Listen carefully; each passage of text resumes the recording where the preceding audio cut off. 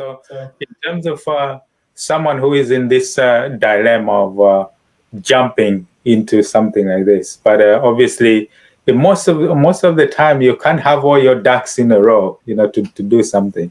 So where would people strike the balance? Obviously, if they're in a job, if they just jump into doing something like a business, obviously they don't have that safety net to cover their bills and the basics and all of that. But at the same time, in their job, maybe they're stuck. They don't have the time to actually invest in their personal development. Where would you say the balance should lie? Do you just jump and plan A and just go for guns blazing, or do you create some sort of residual base first, which you can fall back on, is supporting you on a month by month basis in case you haven't started earning yet in any particular venture? Yeah, it's a great question, and it's something that a lot of people ask me, because sometimes when people come into our academy, some people are working, they're in full-time employment, sometimes they're running a business, sometimes they hate it and they want to jump ship. Yeah. But it depends on the individual, and it depends on their circumstances and the resources they've got. So sometimes it's a transition. It's like where you work in your business, you do that, but you have a game plan or like an exit strategy to come out of your business, come out of your work and then enter into your business. And it may be that's something that's done over a period of time. Now, look, I hear a lot of people that say, I don't have the time to do things. Well, actually, there's always time. It's how you manage the time. I'm a big fan of the 5 a.m. club. I get up at 5 a.m. in the morning. And, the reason behind that is because, it's the time of day from 5 a.m. to midday. Research shows that you are at your most productive, you're most creative. So one of the things that I do and I teach my students to do is to do all of your high value tasks, before midday. Do it for the first 4 hours that you're awake. So, to get up an hour earlier every day, that's going to give you 7 hours in a week. Okay. You find the time to get up 2 hours earlier. It's going to give you 14 hours, 3 hours, 21 hours. Okay. It's all doable, right? So what does it take to get up an hour earlier? Not a lot. Okay. What does it take to go to bed an hour earlier? Not a lot. It's about having that discipline and understanding the systems that you need to put in place so that you can be productive. A lot of the people that I work with or come in my academy, some of them run businesses. Some of them have got, day jobs. Some of them have got families with young kids, and they're still managing to build a property portfolio, or they're still managing to run their business, because it's about having those systems and that productivity and that right mindset so that you can do both. And it's just about structuring your time. So there are some people that have got the resources where they can actually just jump out and go, look, I've got enough money, I can do this. I'm going to come out and I'm going to just jump and go do this full time because I can do it and I can afford to do it. Well, if you're in that kind of position, then it's a great place to start, because you haven't got the distraction of work. You haven't got your work taking up all your energy and your mental real estate. So you can get up in the mornings, you can focus on the tasks you need to do, and you can go through that learning curve. It's much easier. Okay. It's like trying to work and do a degree at the same time. It's quite difficult because of how much headspace you've got, but that's not always possible for everyone. So the key thing is to start. Okay. Once you start, you take one step, then you take the next step, and then the next step. So having a strategy to get out of your job, get out of what you're doing, and then getting into property or getting into business, whatever it is you're doing, is going to be a really useful thing for you to do. And you might not know what the steps are, which is why, again, you want to consult with someone who is like a mentor or a coach who can advise you on what the best way for you to go is. One of the things that I do inside of my academy, and this is, again, part of my book, The Code of Reaching Excellence, is we have a process called creating a unique blueprint for success. Everyone is unique. So what we need to do is have an action plan that's tailored towards you, that's customized, so you know how and what steps to take to get you out of your job, get you out of your business, and get you into whatever it is you want to do, whether that's growing a property portfolio, having another business. It's a transition. Yeah.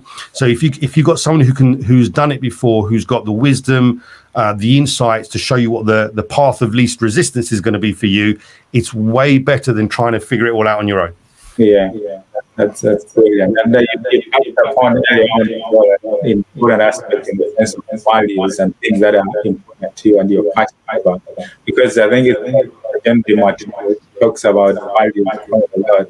And he says, if the path that you're following is not congruent to your values and your passion, that's where you're not going to take action. When the challenges come, you're not going to do anything. You're just going to fall off the wayside. So there will be people who will say, but I want to achieve that. I want to get there. But it's hard. Like, I can't get up at 5 a.m. in the morning, but I want to do this, but it's just too hard. Oh, it's so easy for you, because you've made it, you've got your property portfolio, you've got your business. It's just easier for you. You're well motivated. So how can people motivate themselves or inspire themselves to actually get there? Yeah. So I would say, look, when people say they can't get up at 5 a.m. in the morning, I question and I challenge them. I go, look, is it that you can't or you won't, right? Yeah. If you've got a big enough reason to get out of bed at 5 a.m. in the morning, then you will do it. Okay, it's that simple. So what does it come back to? It comes back to having that clear vision that's aligned with your values. And Alex, you mentioned something that was really important, okay? And again, this is inside my book. I talk about the importance of congruency. If you are pursuing something or wanting to do something that is out of integrity with yourself, is out of alignment with your values, you will subconsciously sabotage. Yeah. So it may be that, people are going to subconsciously sabotage themselves. Okay. Another thing, if someone says I can't get out of bed at 5 o'clock in the morning and everything else, I would challenge them to go, what is your belief system around this, right? Is it that you can't do it, or is it that you don't want to do it? Or is there some hidden belief that you've got around whether you deserve it, whether you think you're good enough, like what's really stopping you? And I'd call people out on their BS, like, with love and with respect. Okay. Because if people can't see what it is that they're saying, we're not always aware of what we're saying. Like we have, according to research, it's something like 65,000 thoughts a day. We don't police those thoughts. And until we trained ourselves to become aware of what a limiting belief is, we're going to say things. Okay. So I can't get out of bed at 5 a.m. in the morning. It's not true. You can if you want it to. Unless you're coming back home and you're finishing work at 2 a.m., then it might be difficult. But you know what? What's the real reason? Okay. So I want to question someone. Is it that they can't, or is it that they won't? Is there some other reason that's unconsciously holding them back? Are they sabotaging themselves from success? Is there another belief that they've got? Is it maybe property's not for me, or it's not for me, that kind of thing? Let me share a story with you, Alex, okay, which I think is going to illustrate this really well. So a few years ago, I went on a very tame stag do with a friend of mine. This friend of mine's Christian. There's no drinking, there's no alcohol, there's no wild stag do. What he wanted to do is to walk up a mountain in Snowdonia in Wales. So we went on this trek up the mountain. It was a beautiful day in July. We had a tour guide there. This guide was a very experienced guide. He trained the military, trained the SAS. He took us up the mountain, then he took us back down again. And as we came back down, we followed this street. And he got to this point, he said, we can stop here for a little while. And he said, there's a rock pool there. He said, if you want to jump into it, you can jump into it. And I looked over the edge. It was about a 5-meter drop. And I remember thinking, that's not my thing, right? And I just caught myself. I walked off and I thought, how do I know that's not my thing, right? I've never done it before. I've never jumped into a rock pool before. So I caught my belief, okay? And I thought, this is BS, right? I've never done it before. So I thought, let me push myself here and see what the deal is. So he said to us, look, if you jump off, step out, there's a rock at the bottom, make sure you step outwards, jump in the rock pool. He said, the water's going to be freezing cold, swim to the side and then climb back up the hill. He said, on a warm day like this with a little breeze, by the time you get back up the top, you'll be dry. And I thought, yeah, okay, I'll give it a go. So I stripped off, stood at the edge of this rock pool. There was a bunch of guys with me. And I went to go and jump off the edge and my body froze. I didn't have any fear. I was calm as I'm talking to you right now. Yeah. I stopped and I thought, why won't my body move? And I asked myself the question, what am I afraid of? And the first thing that came up to me is, what if you hit the bottom? Okay, well, you're going to hit the rock. What's going to happen? You're probably going to break your legs. What's the worst thing that happen? You break your back. Okay, what's the worst thing about that? How am I going to take care of my kids? Okay, well, what if I don't hit that? What if I hit the rock pool? And the rock pool looked like it was about 6 inches deep. So I turned around to the guide. I said, how deep is the rock pool? He said, it's about 10 foot deep. But it didn't look that way from where I was standing. It looked like it was a puddle. Yeah. And I thought, well, what if he's misjudged? Okay, what if it isn't? Okay, well, I'll probably hit the bottom. Maybe I'll hurt my legs. I'll cut my legs. Maybe I'll break my legs. Maybe I'll break my back again. What's the worst thing about that? Actually, I won't be able to take care of my kids. So what was going on at an unconscious level was there was a fear of not being able to take care of my kids because my kids are really important to me, right? So in my mind, I was like, well, what if I was in a wheelchair? How would I look after my kids? And I thought, okay, fine. I knew what the fear was and my body relaxed and I was able to move. And at that point, what happened was one of my friends just ran past and he jumped in the rock pool and he swam to the side. And I was like, oh, wow, he's fine. He's lived, okay? I then jumped into that rock pool and it was a great experience. It was exhilarating, right? So my point in sharing this with you is that my first thought was, this is not my thing. Well, I'd never even done it before. The truth was, unconsciously, there was a fear, there was a belief holding me back that perhaps I wouldn't be able to take care of my kids if anything happened to me. So I did this, and I did, we jumped off it like loads of times. It was great fun. And then I think about a year and a half later, I was out in the US. I was in a place called in Alabama, and there's a place there was like a waterfall, rock pool. The jump was 10 meters. Okay. I went to go and look at doing the jump because my confidence had built up. Now, I didn't do the jump, right, because I didn't know which point to jump at, but I was ready to do a 10-meter jump into a rock pool. Yeah. My point here is we have these limiting beliefs that are very unconscious. And unless we catch what we're saying and really examine what we're saying, we're just going to go off. I could have just walked off and not done it, okay? And I wouldn't have had the experience. It was a good, fun thing to do. And I wouldn't have had the confidence then to go and say, look, I'm going to jump off a 10-meter high rock pool. So saying that I can't get up at 5 a.m. in the morning, like what's the real truth behind it? What's really going on? Is it that you can't, or is it that you won't? Or is there some other belief that you've got hidden in your belief system that's sabotaging you from doing the things you want? Is there a hidden unconscious fear? So I think the key thing here is we have to examine what we're saying. We have to examine our belief system. We have to call ourselves out on our BS and look at what's really holding us back, which is not always an easy thing to do because it's uncomfortable. We don't want to look at ourselves and put ourselves under the microscope. But it's essential that we do this because unless we uncover those beliefs that are blocking us, we can't take that next step forwards. Next step, yeah, that's very, very, very good. So just some quick fire questions. Yeah, what would you say has been the best advice that someone has given you? The best advice that someone's given to me, whether your mentor or anyone.